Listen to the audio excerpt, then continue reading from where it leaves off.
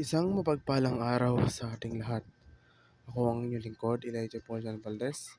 Welcome sa ating daily devotions. Ang ating verse for today nasa ikalawang Pedro chapter 1 verse 11. Sinasabi dito na, kundi buong galak kayong tatanggapin sa walang katapusang kaharian ng ating Panginoon at tagapagligtas na si Jesucristo. Ang pag-iebanghelyo ay hindi lamang tungkol sa pangangaral ng mensahe. Ito ay tungkol sa pamumuhay ng isang buhay na sumasalamin sa mga halaga at turo ni Jesus, na nagpapakita ng pagbabagong kapangyarihan ng Ebanghelyo sa araw-araw na di makapakikipag-ugnayan. Ang pag-ebanghelyo ng Biblia ay nakaugat sa pagkakatawang tao ni Jesus.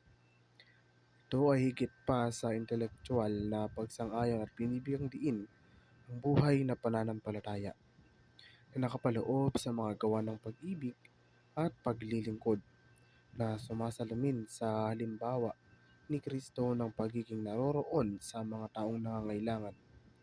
Ang biblikal na pag-iebanghelyo na nakaugat sa mga turo ni Jesus ay binibigyang diin ang spiritual na pagbabago at praktikal na pagkilos na nakakaapekto sa buhay ng mga individual at sa mundo sa kanilang paligid. Hindi lamang nakatuon sa hinaharap ng gantimpala sa langit. Ang pag-iebanghelyo ng Biblia habang sumasaklaw sa mensahe ng kaligtasan ay higit pa sa pagtanggap kay Kristo bilang tagapagligtas. Binibigyang diin din ang pangako sa kanyang Panginoon at isang buhay ng pagsunod na isang pangunahing aspeto ng tunay ng pananampalataya, hindi lamang isang adendum.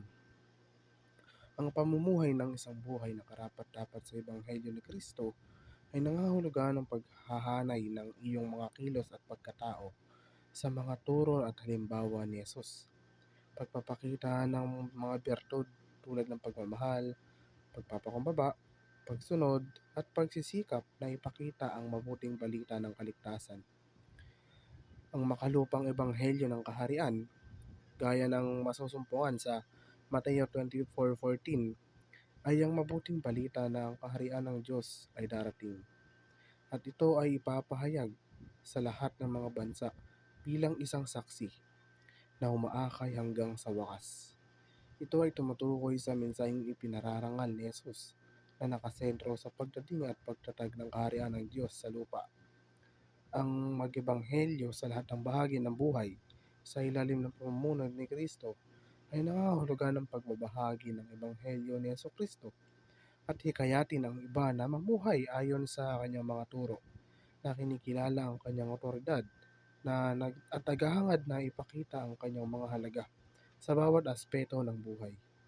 Muli, ako ang inyong lingkod, Elijah Paul Valdez, at dito na nagtatapos ang aking daily devotions.